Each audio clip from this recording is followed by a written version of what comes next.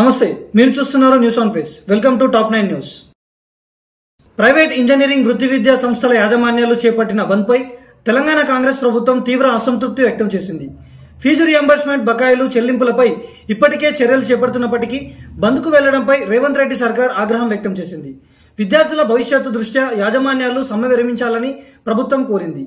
ఈ అంశంపై ముఖ్యమంత్రి రేవంత్ రెడ్డి, డిప్యూటీ సీఎం బట్టి విక్రమార్క, మంత్రి శ్రీధర్ బాబు నిన్న చర్చలు జరిపారు. త్వరలోనే కాలేజీ యాజమాన్యాలతో మరోసారి ప్రభుత్వం చర్చలు జరపనుంది. కేంద్ర హోంశాఖ సహాయ మంత్రి బండి సంజయ్ కుమార్ పై BRS working president MLA Kalvakuntla Taraka Rama Rao పెద్ద షాక్ ఇచ్చారు. బండి సంజయ్ పై 10 కోట్ల రూపాయల పరువు నష్టం దావా వేశారు కేటీఆర్. సిటీ సివిల్ కోర్టులో దావా పిటిషన్ దాఖలైంది. అయితే విచారణను డిసెంబర్ 15కు వాయిదా వేసింది కోర్టు. ఫోన్ ట్యాపింగ్ కేసులో బండి సంజయ్ తనపై చేసిన ఆరోపణల వల్లే ఈ చర్య తీసుకున్నట్లు కేటీఆర్ స్పష్టం చేశారు. ఎమ్మెల్యేల ఫోన్లు, తన కుటుంబ సభ్యుల ఫోన్లను ట్యాప్ చేయించాలని సంజయ్ ఆరోపణలు చేసిన విషయం తెలిసింది. ఈ వ్యాఖ్యలు టీవీ, సోషల్ మీడియా వేదికలపై విస్తృతంగా ప్రచారం కావడంతో తన పరువుకు భంగం కలిగిందని కేటీఆర్ కోర్టులో పేర్కొన్నారు. ముఖ్యమంత్రి చంద్రబాబు నాయుడు అధ్యక్షతన జిల్లా కలెక్టర్ల సదస్సు జరిగింది. కలెక్టర్లు సమర్థవంతమైన పాలనకు వెన్నుముక అని అభివర్ణించిన సీఎం విజన్ స్వర్ణాంధ్ర 2047ను వికసిత్ భారత్ 2047తో అనుసంధానించామని తెలిపారు. సమ్మిళిత సంక్షేమం, ఆర్థిక వృద్ధి, మహిళా సాధికారత, ప్రాంతీయ సమానత్వం దిశగా పరిపాలన కొనసాగిస్తామని స్పష్టం చేశారు. సాంకేతికతను స్వీకరించి కరుణతో, జవాబుదారీతనంతో పనిచేయాలని కలెక్టర్లను ఆదేశించారు. ప్రజా కేంద్ర పాలనకు ఈ సమావేశం దోహదం చేస్తుందని సీఎం నమ్మకం వ్యక్తం చేశారు. పార్లమెంటరీ మహిళా సాధికారత కమిటీ అధ్యక్షురాలు దగ్గుపాటి పురంధేశ్వరి మాట్లాడుతూ చంద్రయాన్లో మహిళల పాత్ర భారతీయుల గౌరవాన్ని పెంచిందని అన్నారు. ఆశా వర్కర్ నుంచి ఐఏఎస్ వరకు, గ్రామ పంచాయతీ నుంచి పార్లమెంట్ వరకు మహిళల ఉనికి పెరుగుతోందని పేర్కొన్నారు. తిరుపతిలో జరిగిన జాతీయ మహిళా సాధికారత కమిటీ సదస్సులో పాల్గొన్న పురంధేశ్వరి మహిళా ప్రజాప్రతినిధుల ఆలోచనలు వికసిత్ భారత్ సాధనకు దోహదం చేస్తాయని తెలిపారు. మహిళలు వెనుక ఉండి నడపడం కాదు, ముందు వరుసలో నడిపించే స్థితి వచ్చింది. వికసిత్ భారత్ లో మహిళలది ప్రధాన పాత్ర అని స్పష్టం చేశారు. ప్రధాని నరేంద్ర మోదీ స్పష్టం చేస్తూ దేశంలోని చొరబాటుదారులందరినీ వెనక్కి పంపిస్తామని తెలిపారు. ఆర్జేడీ, కాంగ్రెస్ పార్టీలు బీహార్ గుర్తింపును ప్రమాదంలో పడేస్తున్నాయని విమర్శించారు. బీహార్ అభివృద్ధిని చూసి ఆ పార్టీలు ఓర్వలేక అనవసర అంశాలు లేవనెత్తుతున్నాయని ఎద్దేవా చేశారు. సీమాంచల్, ఈస్టర్న్ ఇండియాలో డెమోగ్రాఫిక్ సంక్షోభం తీవ్రతరమైందని పేర్కొన్న మోడీ మహిళల భద్రత కోసం తాను డెమోగ్రఫీ మిషన్ను ప్రకటించానని గుర్తు చేశారు. రాబోయే ఎన్నికల్లో ప్రజలు కాంగ్రెస్, ఆర్జేడీకి గట్టి సమాధానం ఇస్తారని మోదీ ధీమా వ్యక్తం చేశారు.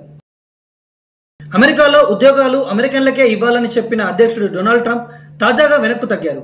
విదేశీ ఉద్యోగులను కూడా నియమించుకోవచ్చని, ఇది అమెరికన్లకే ఉపయోగకరమని సోషల్ మీడియాలో వ్యాఖ్యానించారు. దక్షిణ కొరియా పెట్టుబడులపై వార్నింగ్ ఇవ్వడంతో ట్రంప్ వెనక్కు తగ్గినట్లు తెలుస్తోంది. ఇదే సమయంలో అక్రమ వలసదారులపై ఉక్కుపాదం మోపుతున్న ట్రంప్ ప్రభుత్వం జార్జియాలోని హ్యుండాయ్ ప్లాంట్ పై రైడ్ నిర్వహించింది. ఈ దాడిలో 475 మంది అక్రమ వలసదారులు, ముఖ్యంగా దక్షిణ కొరియన్లను అదుపులోకి తీసుకోవడంతో ఇరు దేశాల మధ్య దౌత్య ఉద్రిక్తతలు చెలరేగాయి. చరిత్ర చెరిపేస్తే చెరగదు అంటూ మాజీ మంత్రి విడుదల రజనీ ట్వీట్ చేశారు. 2023 సెప్టెంబర్ 15న వైఎస్ఆర్సీపీ హయాంలో విజయనగరం, రాజమండ్రి, ఏలూరు, మచిలీపట్నం, నంద్యాలలో 5 ప్రభుత్వ మెడికల్ కాలేజీలు ప్రారంభమైన ఘట్టాన్ని ఆమె గుర్తు చేశారు. ఇవి కేవలం కాలేజీలు కాదు, ప్రజల ఆరోగ్య భవిష్యత్తు కోసం జగన్మోహన్ రెడ్డి తీసుకున్న చారిత్రక నిర్ణయం, వైఎస్ఆర్సీపీ ముద్ర అని విడుదల రజనీ పేర్కొన్నారు.